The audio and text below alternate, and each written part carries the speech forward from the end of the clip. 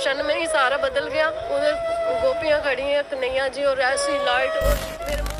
वृंदावन का निधि वन एक ऐसा मिस्टीरियस जगह है जहाँ रात को जाना सख्त मना है, क्योंकि ऐसा माना जाता है कि यहाँ पर भगवान श्री कृष्ण जी रोज रात को आके उसके गोपियों के साथ रास लीला करता है। वेल ये बात कितना सही है वो जानने के लिए कई लोग सारी रात छुप के कैमरा पे रिकॉर्ड किया था, लेकिन बाद में उन लोगों के साथ जो हुआ वो सुन के आपका रोंगटे खड़े हो जाएगा। और उसके साथ मैं 5 रीजन बताऊंगा जिससे निधि वन को बहुत ज्यादा मिस्टीरियस बनाता है। देखो, निधि वन भगवान श्री कृष्ण जी का पवित्र जन्म स्थान और वृंदावन में बसा एक मंदिर है। Reason 1, the night mystery. ऐसा बोला जाता है कि निधि वन पर भगवान श्री कृष्ण जी रोज रात को आके उसके गोपियों के साथ रास लीला करता है और शाम की आरती के बाद किसी भी पुजारी या फिर भक्त को इस जगह में कदम रखने का अनुमति नहीं मिलता है। और शाम 7 बजे के बाद इस जगह में कोई भी जानवर या पक्षी दिखाई नहीं देता है, जबकि सुबह के टाइम पे हजारों पक्षी और मंकीज इस जगह में भरे रहते हैं, क्योंकि ऐसा कहा जाता है कि इस जगह से सभी भाग जाता है। इतना ही नहीं बल्कि निधि वन के आसपास एक अजीब परिवेश भी है, क्योंकि इस जगह में असामान्य पेड़ से भरा हुआ है और पेड़ों का शाखा नीचे की ओर झुका हुआ है। शायद पुष्पों भी नहीं देखा होगा।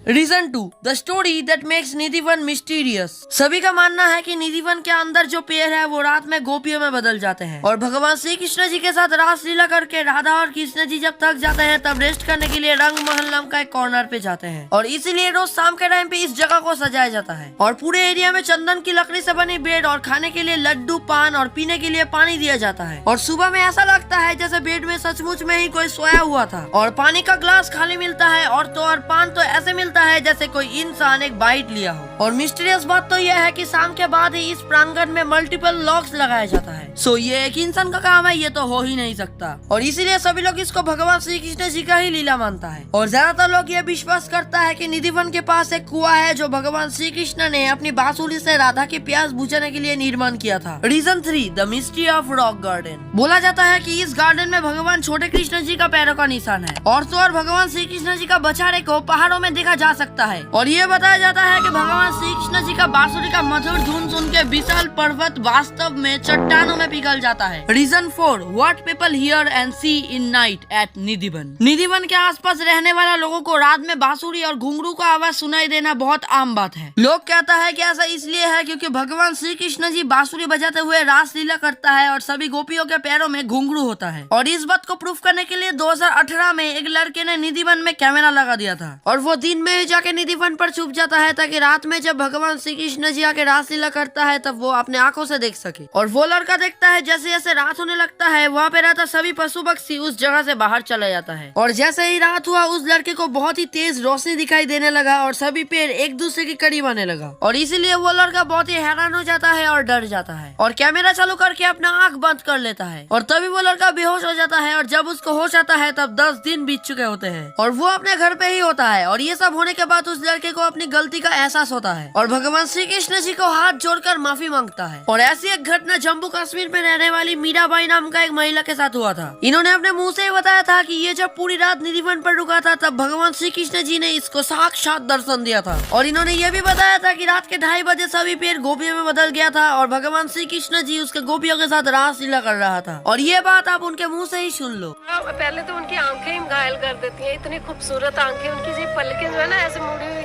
और आंखें जो लंबी लंबी आंखें। और अरे एक क्षण में ही सारा बदल गया। उधर गोपियां खड़ी हैं, कन्हैया जी और ऐसी लाइट और।